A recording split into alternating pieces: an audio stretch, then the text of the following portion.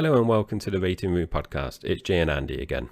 We're recording another special episode today. From the US, we have a special guest, and that is Vic. Vic, thanks for coming on the show. Why don't you tell us a little bit about yourself? Hey guys, thank you for having me. So my name is Vic Kadiri. I'm here in Dallas, Texas. I'm actually an attorney. I do corporate and M&A law. But before being a lawyer, I actually had a whole other career in film. I was like a director, writer, producer type.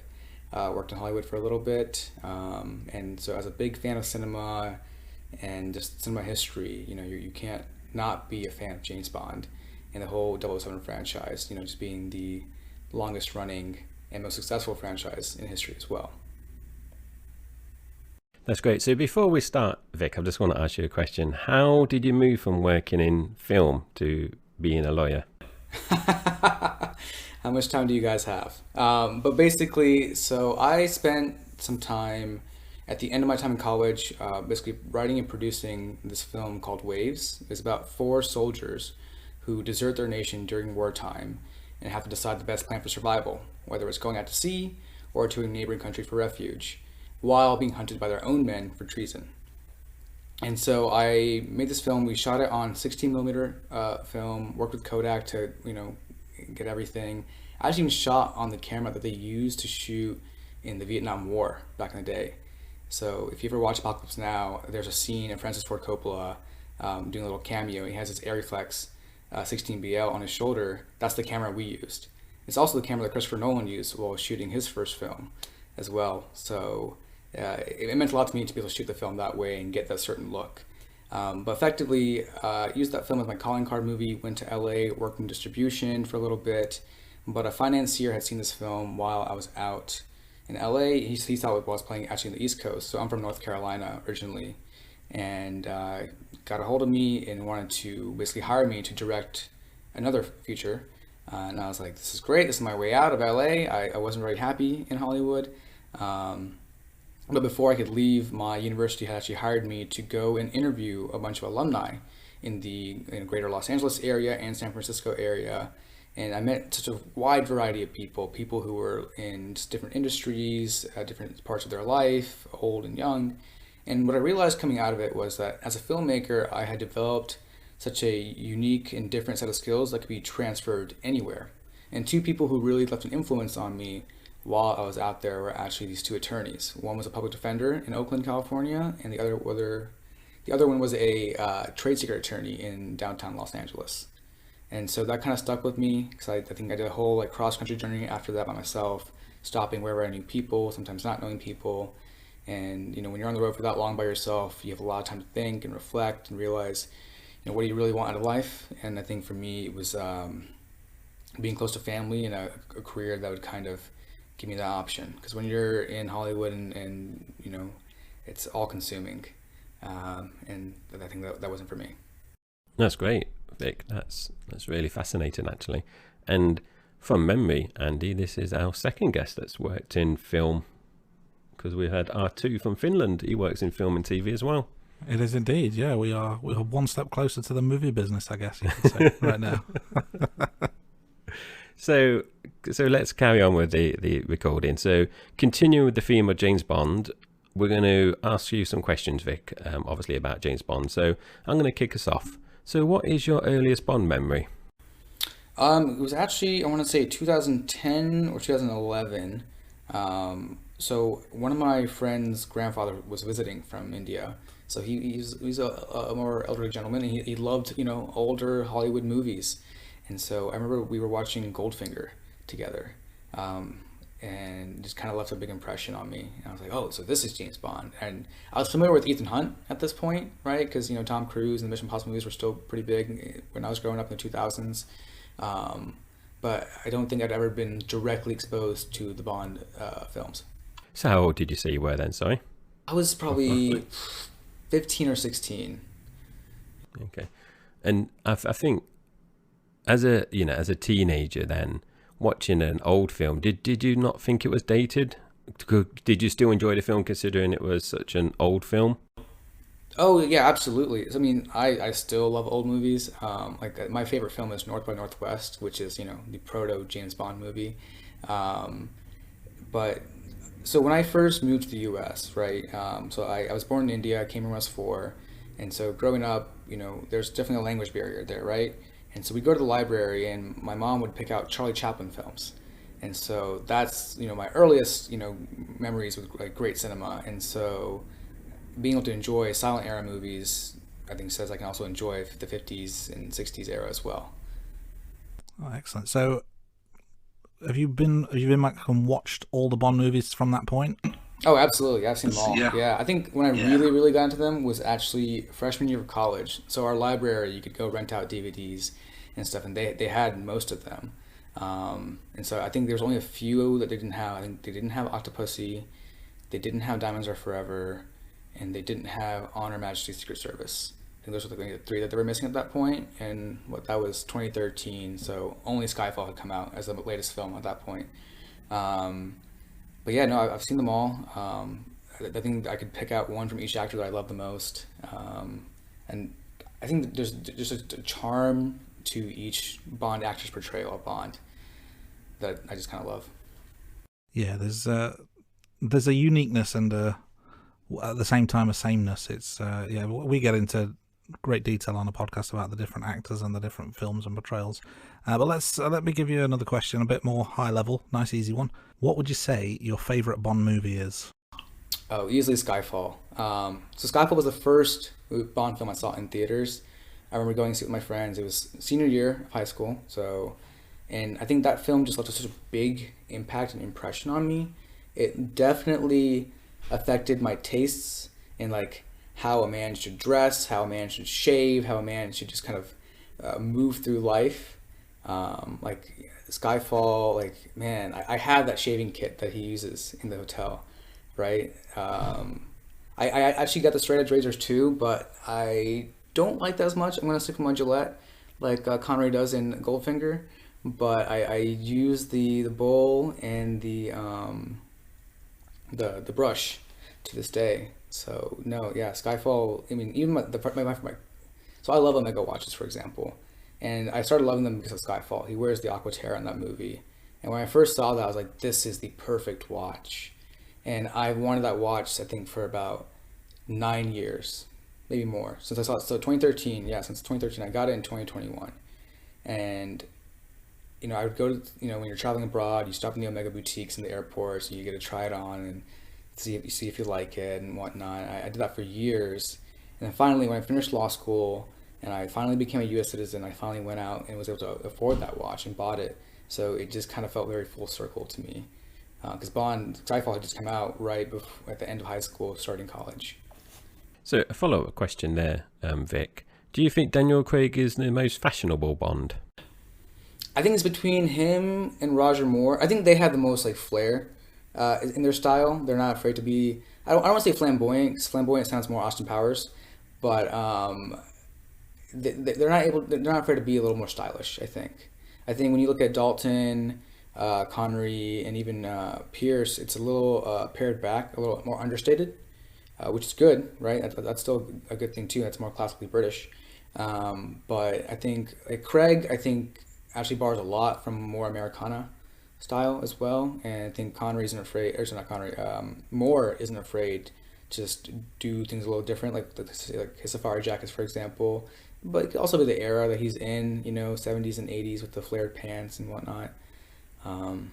So yeah, but I mean, look, I think Daniel Craig's style, I love Daniel Craig a lot as an actor as well, and I do try to take a lot of style notes from him. Brilliant. So, Vic, you've just mentioned your favourite Bond film, which is obviously Skyfall. Thinking about the opposite end, what is your worst Bond film? It feels very sacrilegious to say this because it's a Sean Connery film, but it's Diamonds Are Forever. I just find...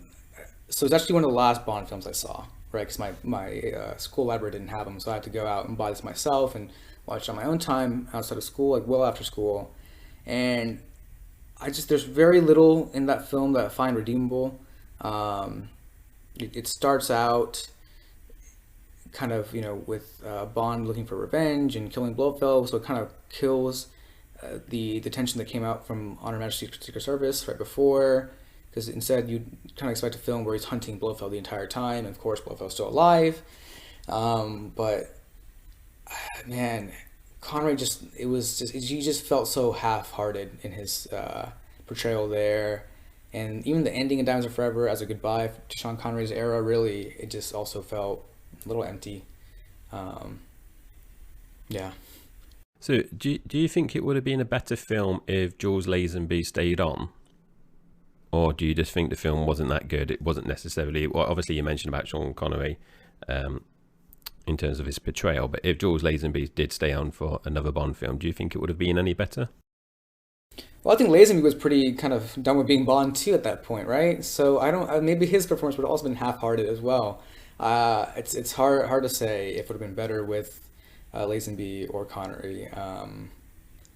But I just don't feel that... Well, I think with the lead actor, right? Like, we saw Daniel Craig's final speech he did at the end of No Time to Die. I think the Bond actors very much a leader on set as well. And having, like, worked on sets too. Like, lead actors kind of are leaders on set alongside the directors and producers. And I think when the lead actor is not as engaged or into the project as Connery appeared to be with Diamonds Are Forever, I think it does kind of hurt the whole film. So maybe Lazenby would have been a little bit more engaged, but I think it's hard to say. Yeah, so it's a fair response. I guess it's one of those we'll never know, but it's good to think about the possibilities. But speaking of actors, do you have a particular favourite Bond actor? Yeah, absolutely. I think Daniel Craig all the way. Even though he wasn't like the first Bond, I saw, and even though I don't think he fits this traditional portrayal of Bond, I think that's Pierce Brosnan all the way. But for me, and I think for a lot of folks my age and younger, Daniel Craig is our Bond. I mean, not just within the films, right? It's also like the greater culture. Who is this actor we think of as James Bond? Like the Heineken commercials, for example, or the London Olympics in 2012, right? The thing with the Queen. I love that little bit that they did together. I mean, I still go back and watch it every now and then because it just looks so cool. It's just so smooth. So yeah, I think Daniel Craig's my favorite Bond. I also think he's actually the best actor that the franchise has ever had to play the lead. Like, if you look at his range outside of Bond films too, he does comedy so well, whether it's the Knives Out movies or even like Logan Lucky, like really sold me on Daniel Craig as an actor. When he plays the character of Joe Bang and does that like Appalachian accent, I was like, wow. And again, like, I grew up in North Carolina in Charlotte, so Logan Lucky's plot revolves around the whole Charlotte Motor Speedway, which is down the street from where I grew up, from my high school. So it just kind of, I was like, man, this guy's really, really good. And then if you watch his earlier films too, what is it, Layer Cake? That was like his audition for Bond. And I was like, oh, it all makes sense. So yeah, and I think Craig has a certain like swagger to him, sort of like Connery as well, in the way that they walk. And yeah, I think there's very few actors that have that kind of swagger. Yeah, I've seen interviews on YouTube with Roger Moore and Sean Connery where they've both said Daniel Craig is the best actor that has portrayed Bond. And going back to your point about, the Olympics, it was only when the Queen died, actually, I rewatched some of the opening ceremony on YouTube, and the bit with Daniel Craig and Bond jumping out the helicopter with the Queen. Was it helicopter airplane? But yeah, that was really good. So you've obviously just mentioned about your Bond actor. So we in our main pod we talk about different things like the theme songs. So do you have a particular favorite theme song? Yeah, so even though it's from what I think is my least favorite Bond film, I think it's the best song, Diamonds Are Forever. I think part of it also might be that Kanye sampled it too and made it his own on his second album. But I think thematically it's really good. And also recently in the Sound 007 documentary, right, I think they spoke about Diamonds Are Forever a fair amount. And that just kind of really increased my appreciation for that song even more so. It's just a classic, I think. I know a lot of folks like Goldfinger as their favorite song too, but I think Goldfinger, he's singing about the villain, and it's like, whatever. But Diamonds Are Forever, it feels a little romantic, and it just feels perfect. Definitely a classic for sure. But another thing we talk about, and we can't talk about Bond without talking about Bond girls. So do you have a particular favourite from the franchise? I think it's a tie between Severin from Skyfall. Again, I think, like I said, Skyfall just made such an impression on me at the age of 17. Like, there's this shot in the casino where she's smoking, and she breathes out the smoke like almost like a dragon, which is just so cool. And she's this femme fatale character that I think didn't get enough screen time, but she leaves such an impact with her short amount of time on screen. And the other is Solitaire from Live and Let Die. I think I just have a huge crush on her. And I think, yeah, nothing more than that. Yeah, so we track all the Bond girls in, and it is quite hard to rank them, because there's been so many different Bond girls. It is a difficult ask. So you've obviously talked about your favorite Bond film, your favorite actor, theme song. So what about thinking from the other side in terms of villains? So this could be a main villain or one of the henchmen. Who's your favorite? Oh, Silva, like without a doubt, right?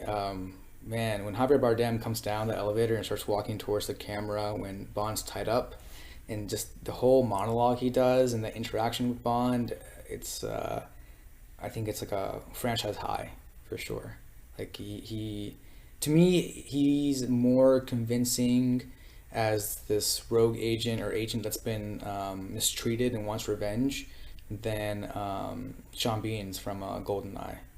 Yeah, just a bit of inside baseball for our listeners out there. Our next main pod recording is going to be Skyfall, and I'm really looking forward to talking about Silver. But I'll leave the teasers at that for the time being, because it depends when this is released compared to the main pod. But another thing we like to talk about is each of our favourite scenes in each film. So there's various scenes that just comes to mind straight away. What would you say are some of the more memorable ones in your opinion? There's two shots that really come to mind, or two scenes. So I'm not a big fan of this film as a whole, but this one scene and shot just is amazing. So it's in GoldenEye, the tank chase. It's just so bombastic. It's so Bond. It's so reckless and careless, but it's so necessary too in that moment.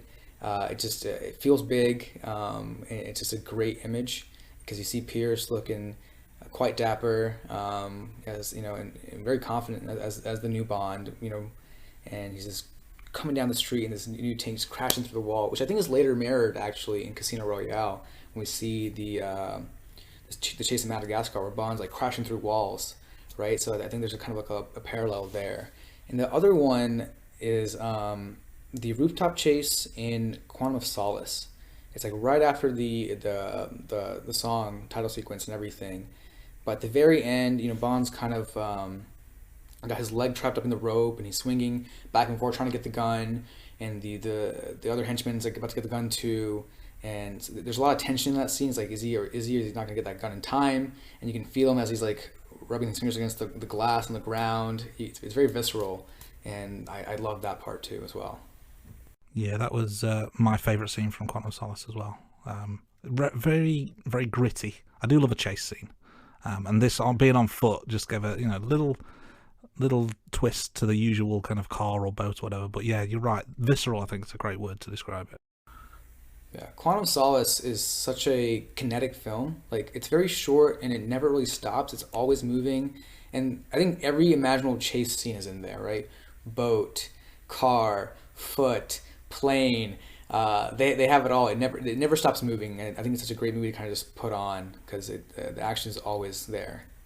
Yeah, we discussed that, didn't we, Andy, in the Quantum of Solace? And if I remember correctly, that was one of the questions in the question segment, the quiz section, wasn't it?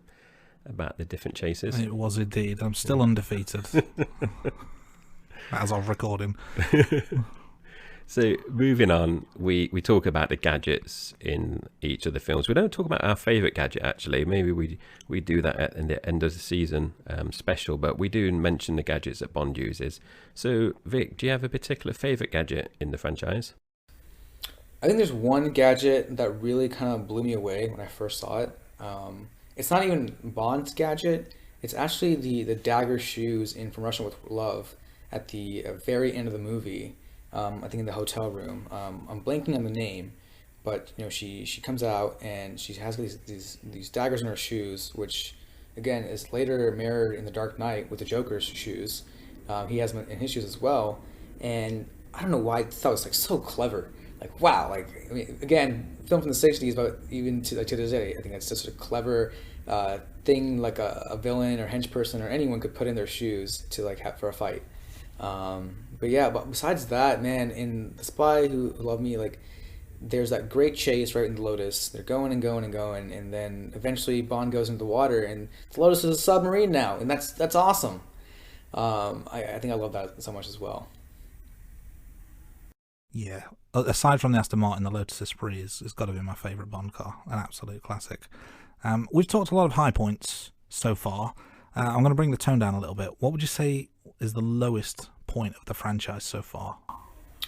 It's hard to say because I haven't lived through much of it. I mean, I'm 27, and the franchise is 60, so I haven't even lived half of it. But from historically, I think this is right. But feel free to correct me. But from everything I've read and understood, but one of the most scary parts of the franchise was right before The Spy Who Loved Me came out, because I think at that point Live and Let Die had come out, it was okay.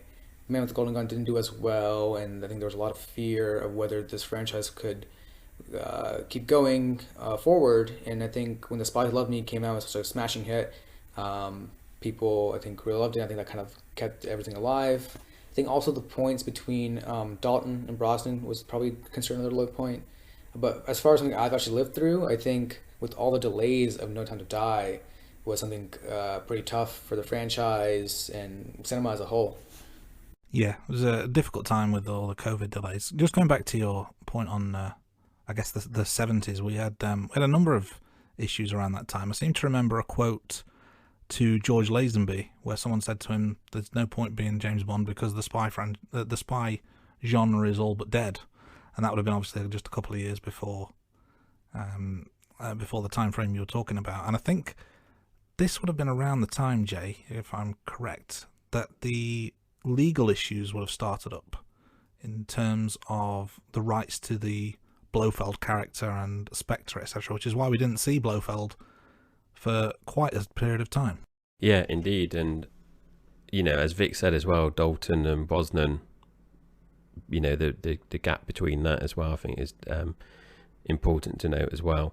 What about now, Vic? How do you think things are now with Daniel Craig obviously leaving the franchise, and there's been no announcement yet with the new Bond, and from what we've read, Barbara Broccoli is saying it's going to be another 2 years before the Bond film is going to come out. What's your feelings about where we are now? I think there's a lot of weirdly some uncertainty around the franchise and kind of where it could go, especially in our modern political context. I think society is changing a lot. Our norms are changing a lot. How we speak to each other, what we're expecting out of I think the gender roles changing a lot too as well. Like what does it mean to be a man? What does it mean to be masculine? What does it mean to be a woman?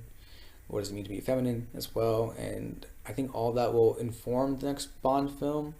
Like No Time to Die is the first Bond film after Me Too, right? Spectre came out in 2015. Me Too kind of blew up in 2017. And then No Time to Die comes out in 2021.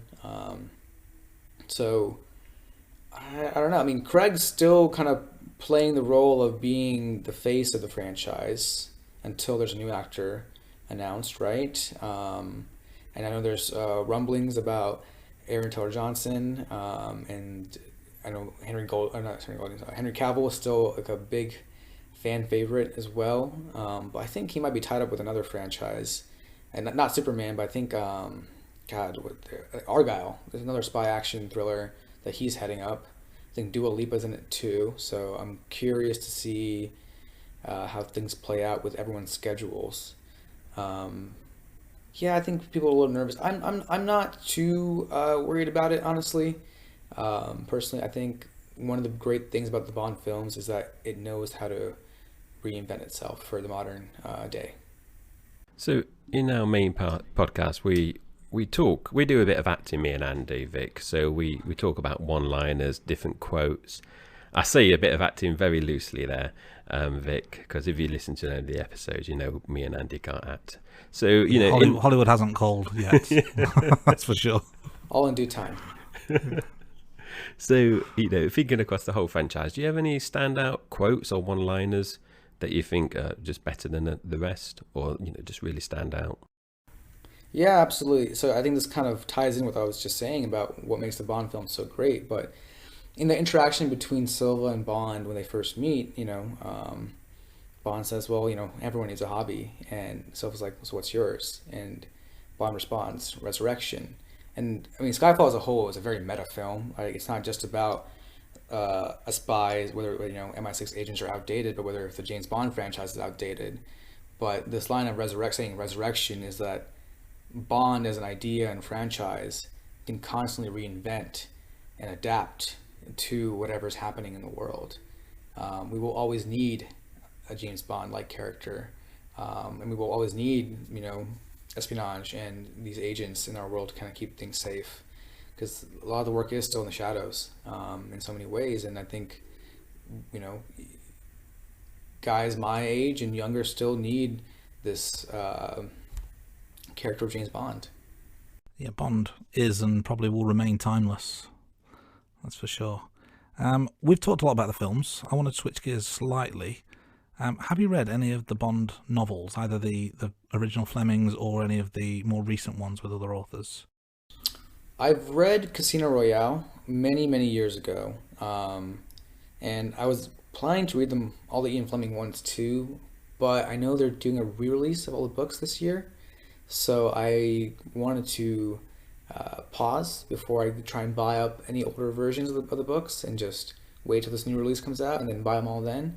But I currently have Forever and a Day sitting on my bedside table. I think I only read maybe a chapter or two, but I quite like it so far. I think it'd be a cool adaptation for the next Bond film.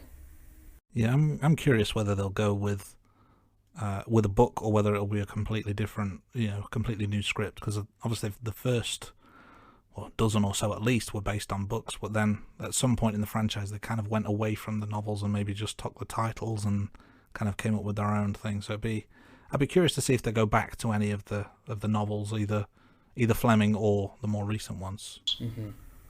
So Vic, we kind of touched on the future of the Bond franchise earlier on.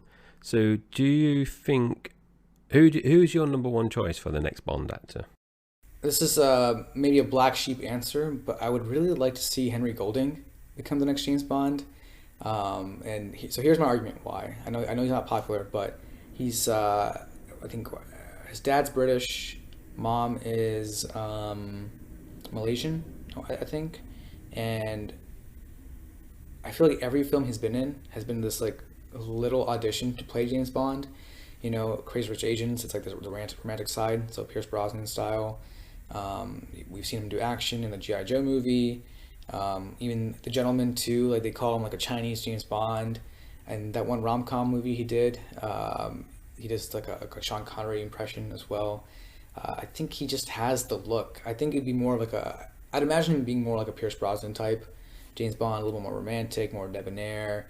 And he's so suave too, like as a person, like in his media appearances, just so smooth, and I think he'd be a great face for the franchise. And more than just that, I think looking at the box office numbers of where Bond films do well, it's an international franchise, right? It's like No Time to Die did better everywhere outside of the U.S., more than the U.S. in many ways, even though America is like one of the bigger markets. And I think Golding kind of represents almost like a more globalist future in a way, being an interracial actor, but still very British in many ways. So I think I'd love to see him, but I'm not keeping my hopes up or holding my breath on that one. So we did a special episode earlier on in the season, Vic, where myself and Andy went through the top 10 bookies' favourites, and then me and Andy picked two wild cards, and one of my wild cards were Henry Golding, actually. So I think he'd be a very good choice. You don't see him especially over here. I don't know if it's different in the States. You never see his name linked to the James Bond role. Right, yeah. It's like it's always Henry Cavill. Actually, I recently saw The Night Manager with Tom Hiddleston, And I thought he was quite fantastic there too. I was like, this is also a great James Bond audition, piece as well. Um, so I think he'd be quite good at it as well. Yeah, for many, many years over here, there's been two names synonymous with the Bond, and it's Tom Hardy or Idris Elba. And I think, unfortunately, considering Tom Hardy's now in his 40s and Idris Elba's now in his 50s, that would probably be the argument to say their time has passed. But it's they were always the names, and then, like you said, Henry Cavill, because I think I'm right in thinking when Craig got the role, Cavill was basically second choice, or was the choice but deemed too young at the time, so he was kind of, dare I say, standby. But now he's in his what, sort of mid-30s, 36, 37. It's probably a good. I mean, I'm 38 myself, so I could put my name forward. But mid-30s is probably a good age, because you've got that experience and that grittiness, but you've also got the youth, so you can take it into the future. Yeah, absolutely. I think at the time, Martin Campbell said Henry Cavill was too pudgy when he was auditioning for James Bond. Like, he wasn't thin enough or shredded enough to play the role. And I think he took that to heart when he did 300 and everything.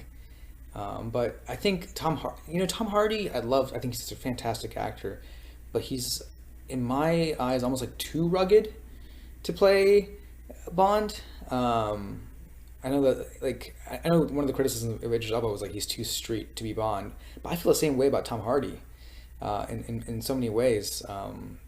If anything, I'd say Idris might be a little bit more smoother around the edges than Hardy is, because I feel like every film Hardy's ever been in, he's very tough, and even more of a Russian bodyguard than Daniel Craig ever was. So I don't know, but we'll see. I'm excited. Either way, I think they'll make a good choice. Yeah, we certainly look forward to that. I'm going to ask you one more question before we get into some ratings and rankings, and it's a question we've asked all the other guests we've had. Is there a particular film of the franchise that you were looking forward to more than another, and did it meet the expectations that you had for it? So that film for me was definitely No Time to Die.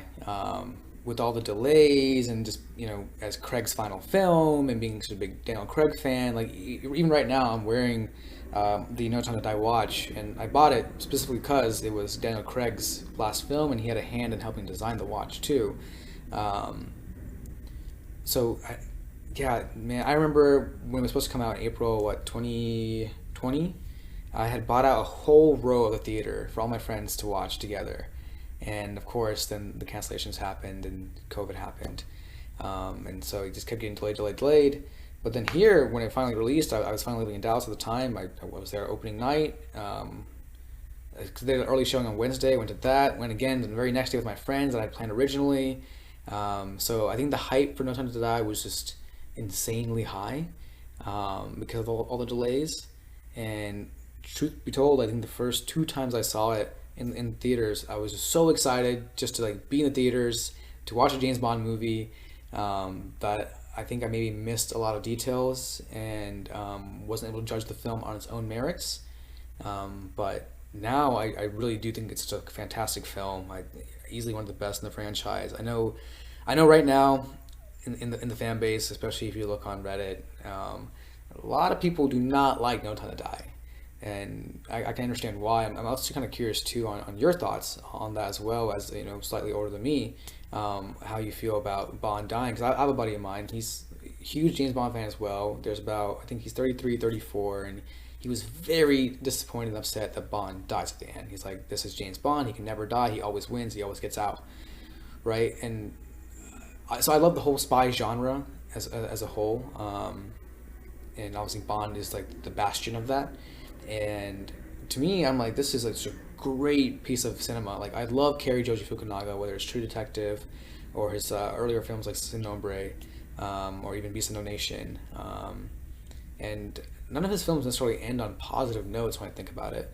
But so this kind of fits on that end. But No Time to Die as a whole is a film that is, one of the big themes is the idea of legacy, right? Like, what are you leaving behind? When that first conversation that he has with Nomi's like, you have, the idea essentially is like that you have nothing better to do with your time. You're just kind of withering away, wasting it all away. And but ultimately, I think one's legacy is not just what they do, but also the children that they leave behind and the impact they leave on those children as well, right? And so I think one of the easiest ways and common ways that we have a legacy is our kids. I don't have any kids myself, but one day I hope to, and so I think it's a beautiful film that people don't kind of appreciate enough. I actually think it has better cinematography than Skyfall as well.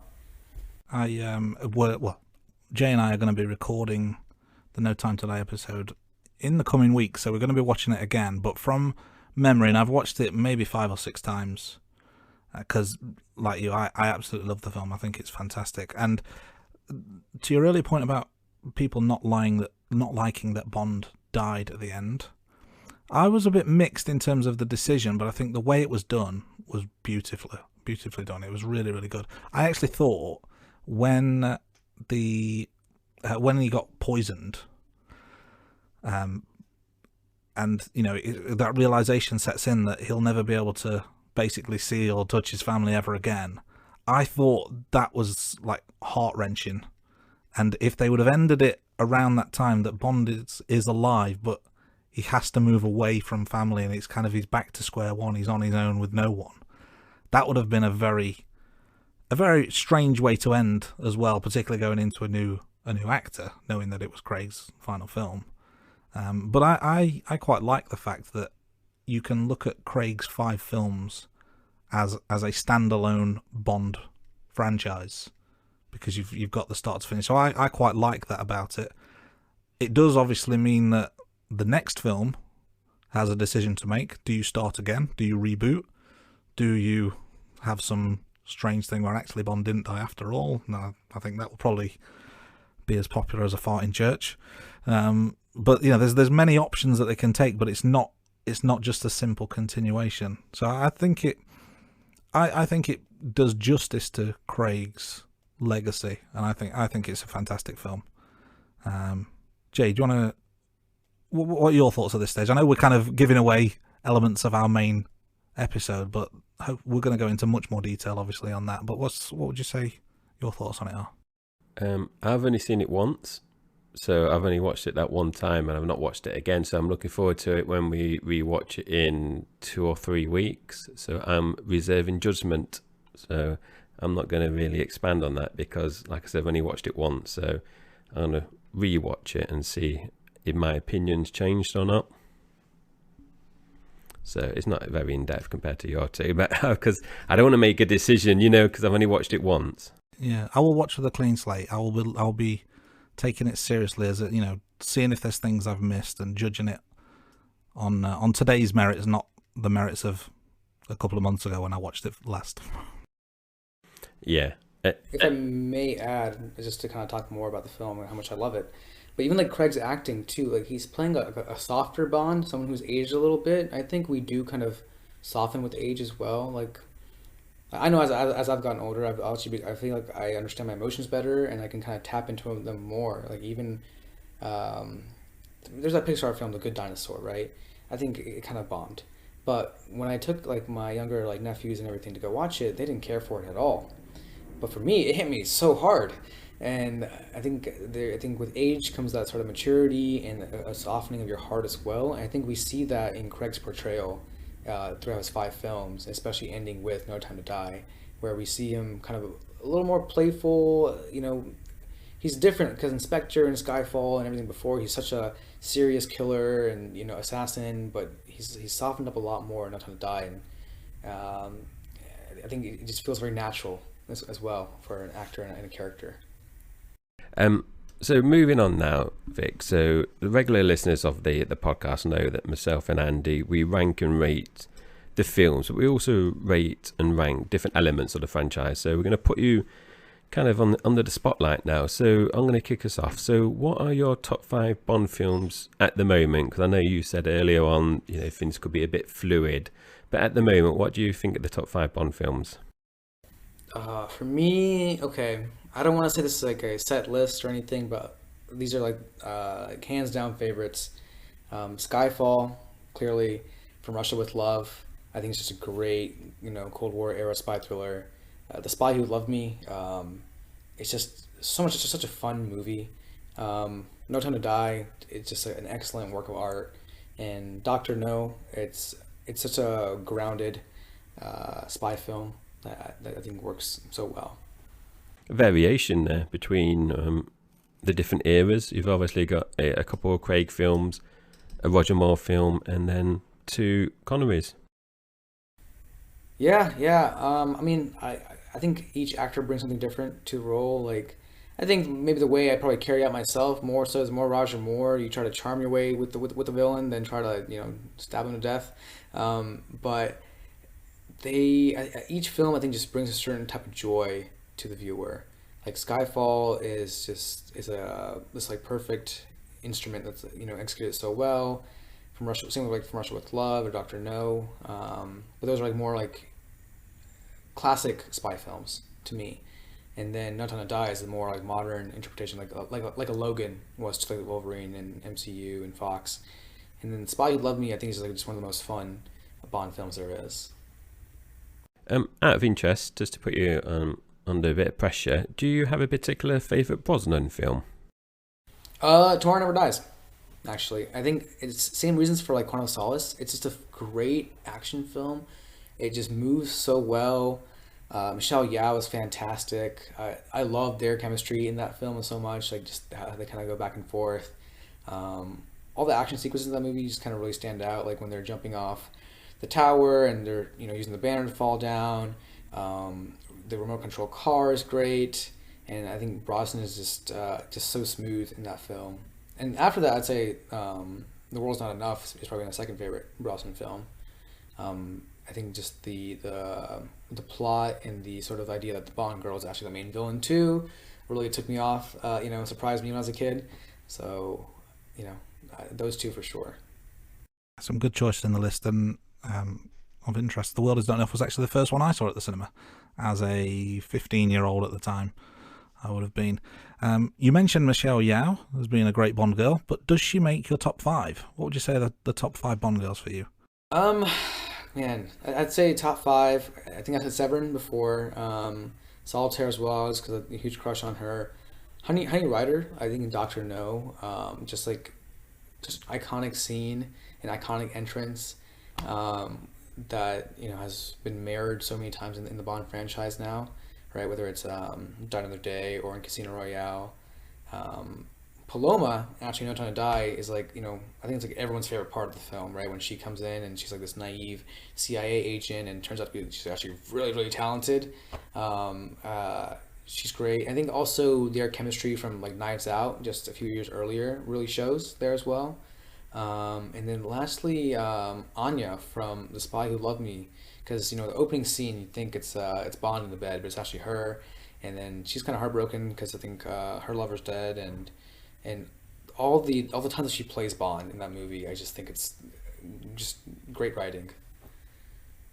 So just a follow-up question. So I'm on the James Bond subreddit, and obviously Vic, you've obviously seen the post on there. That's why you're a guest, and I don't know if you saw the post about Paloma.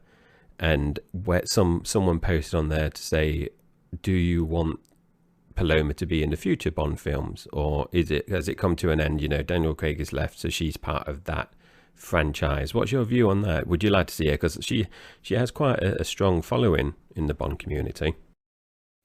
That's true. She does, doesn't she? Man, I think it'd be fun if she came back in for a little cameo scene like that again, just to do a quick fight scene with Bond.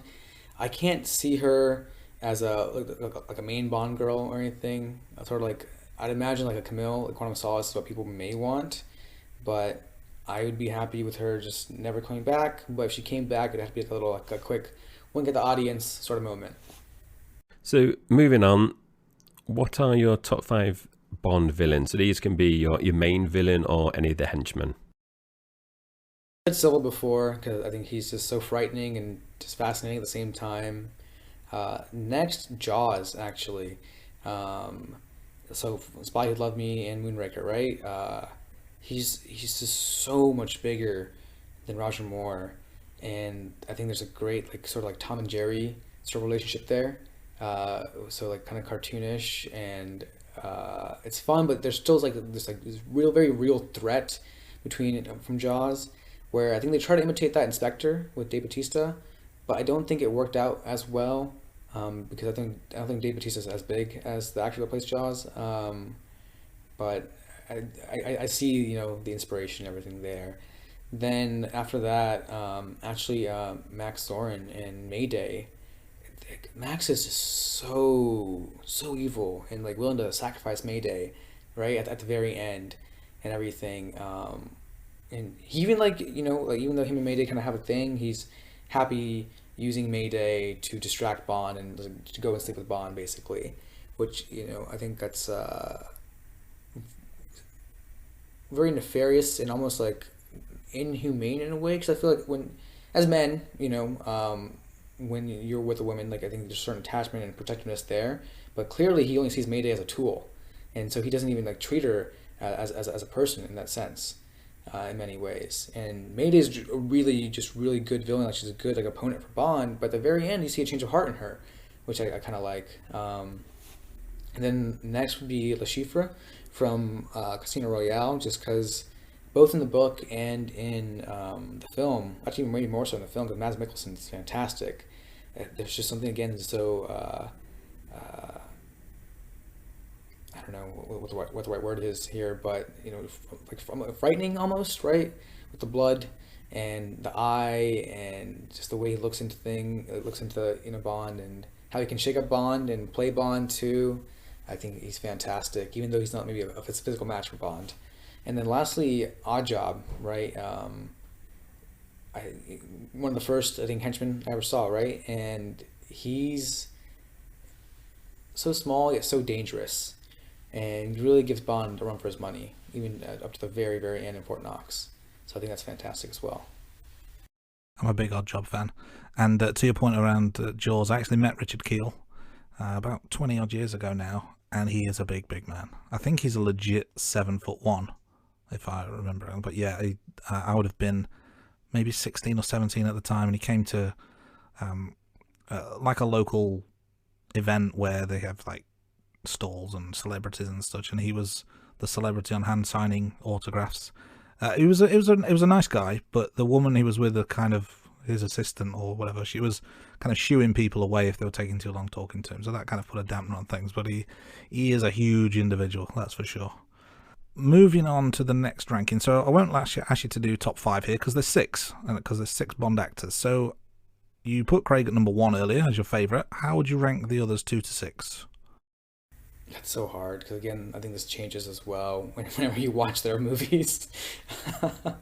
But generally, so yeah, Craig number 1. That's who I grew up with. So it's like an emotional attachment there to his films and him as an actor, and just in the general like pop culture. I've gotten a recent more appreciation for Roger Moore as Bond. If you think about it, like his performances throughout all the films is actually very consistent.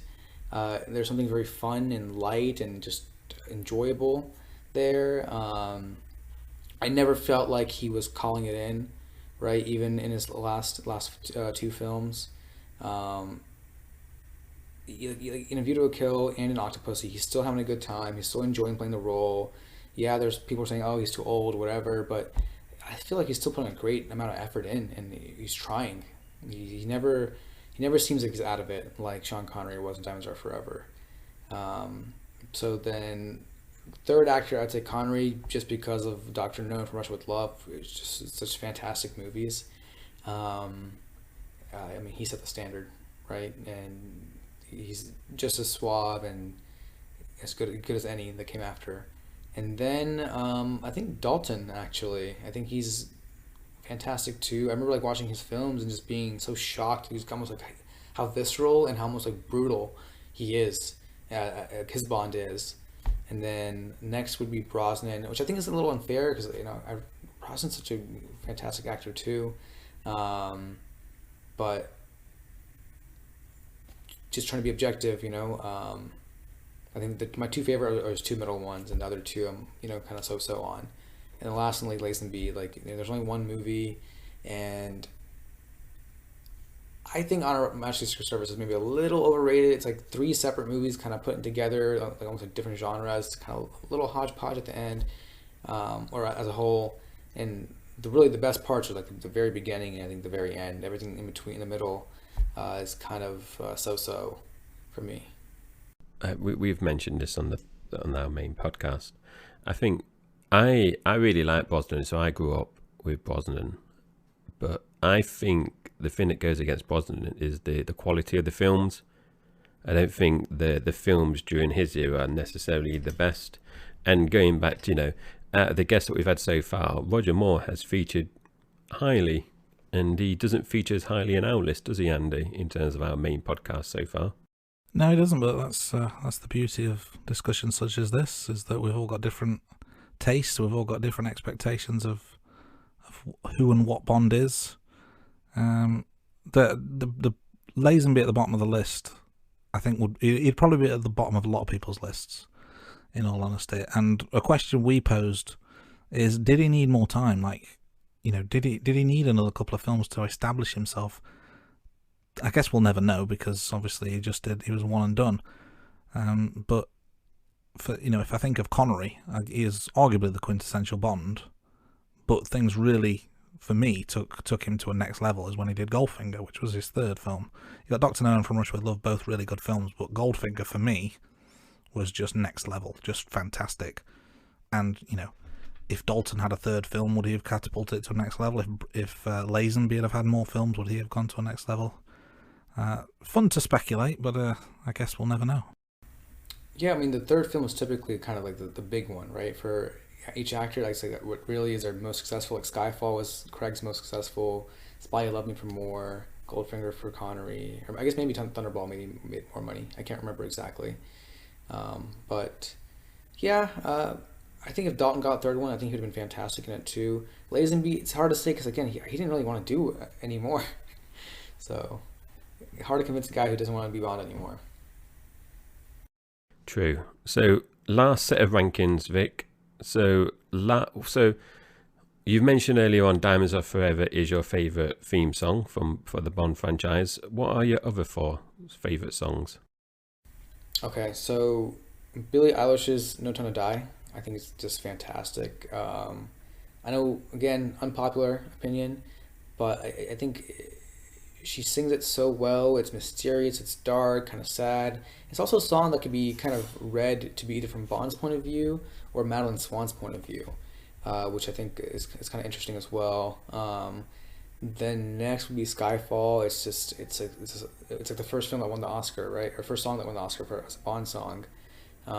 It was just so big and bombastic and so celebratory in many ways. And Adele was just so good at this. My next choice is a little ironic. Die Another Day with Madonna. I know it's very much of its era, but it's just such a fun song to play out of context, I think. I know in the movie it probably doesn't fit as well while you see Bond getting tortured and everything, but outside of that, like in the gym or wherever, kind of fun. And then lastly, Live and Let Die, again, it's just big rock song that McCartney does really well, and I think it's a lot of fun. That's an interesting one with Die Another Day, because I thought it fitted quite well with the opening sequence. In terms of the intro, usually you have your opening credits, but I like that one in terms of the music and Bond being tortured, in Korea. I thought that fitted quite well and quite unique in terms of the Bond franchise. So do you prefer the older style songs and the modern style songs for the Bond theme? So in the future, what would do you have a particular musician or band that you think would be great at doing the next Bond theme song? I think I'd like to see Lana Del Rey do one because she has that same sort of like sadness to her and like nostalgia element that kind of like harkens back to the 60s. So I think she'd be quite good at it, and I'd love for her to have a little cameo in the movie too, because I think she'd make a good Bond girl as well in many ways. But I kind of want to talk about what you just said about Die Another Day, how you said it goes well with it. I think that's true lyrically, but sonically, because Die Another Day is almost like this like upbeat song, it feels ironic when you see Bond so down, but I can see how it works too. So Akira Kurosawa, the Japanese filmmaker, he often used this technique where he would, the character would be very, very sad, but there'd be happy music playing around him. And the idea was that this would like further exploit his sadness, like exaggerate his sadness almost, because you can see his misery being even more exaggerated by the happiness around him and how unhappy he is. So in that sense, I think you're right, it does work. But to finish out your question, yeah, I think Lana Del Rey would be my top choice. And hopefully we'll find out sooner rather than later who gets the nod in terms of the Bond theme song.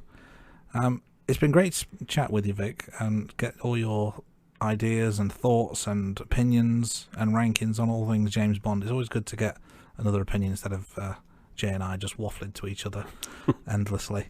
So I really appreciate your time. Thank you for coming on the show. And that's it for today. Thank you very much, and we'll see you next time on The Rating Room. Well, that's this week's episode done. We hope you enjoyed it. Special thanks to the band Sugar Tongue for the theme tune to The Rating Room. You can find them on all the usual social media channels, and be sure to check out their song The System, available now on Spotify. You can find and message us on Twitter, Facebook, TikTok, and Instagram by searching The Rating Room. You'll find all our social media links on our website, theratingroom.com, and subscribe to our YouTube channel. Or feel free to drop us an email at theratingroom@gmail.com. Goodbye, thanks for listening, and we'll see you next week, right here on The Rating Room.